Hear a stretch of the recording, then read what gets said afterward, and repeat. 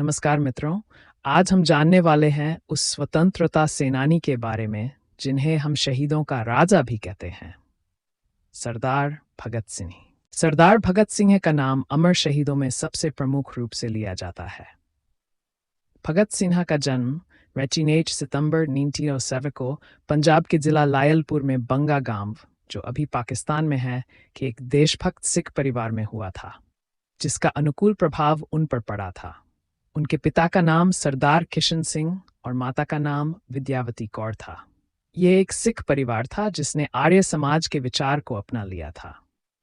उनके परिवार पर आर्य समाज व महर्षि दयानंद की विचारधारा का गहरा प्रभाव था। भगत सिंह के जन्म के समय उनके पिता सरदार किशन सिंह एवं उनके दो चाचा अजीत सिंह तथा स्वर्ण सिंह अंग्रेजों के खिलाफ होने के कारण जेल में बंद थे। जिस दिन भगत सिंह पैदा हुए, उनके पिता एवं चाचा को जेल से रिहा किया गया।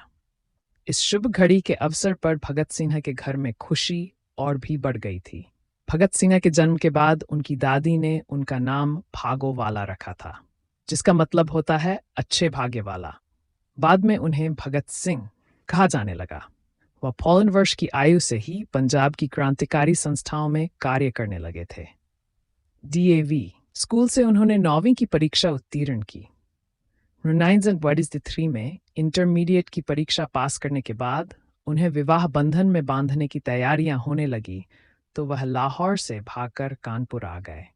फिर देश की आज़ादी के संघर्ष में ऐसे रमेंगे कि पूरा जीवन ही देश को समर्पित कर दिया।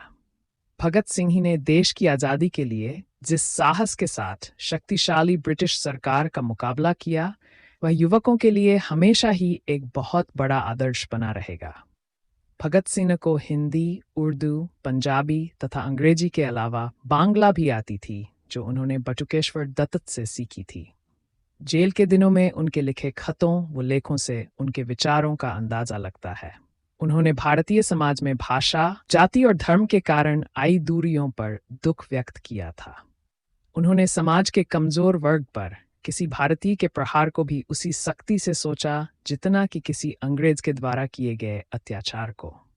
उनका विश्वास था कि उनकी शहादत से भारतीय जनता और उग्र हो जाएगी, लेकिन जब तक वह जिंदा रहेंगे ऐसा नहीं हो पाएगा।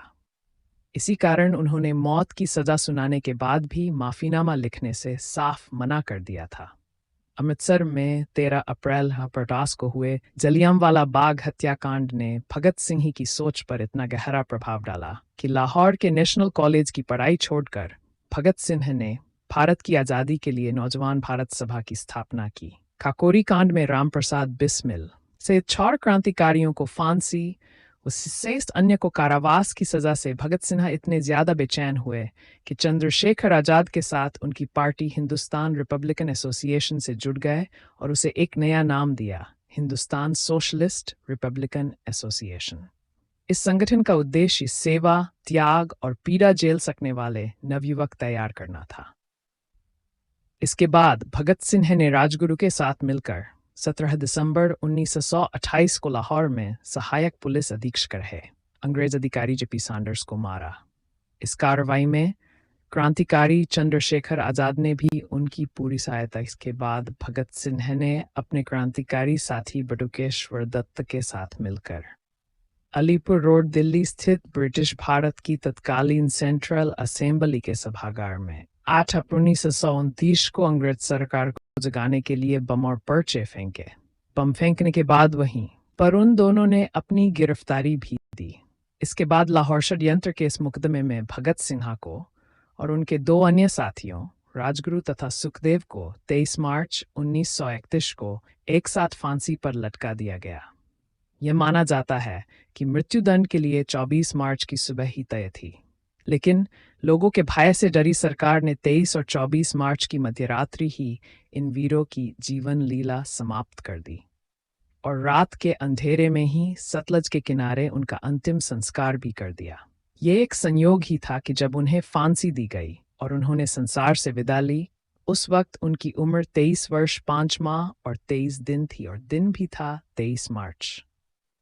अपने फांसी से पहले भगत सिंह ने अंग्रेज सरकार को एक पत्र भी लिखा था, जिसमें कहा था कि उन्हें अंग्रेजी सरकार के खिलाफ भारतीयों के युद्ध का प्रतीक एक युद्धबंदी समझा जाए तथा फांसी देने के बजाय गोली से उड़ा दिया जाए।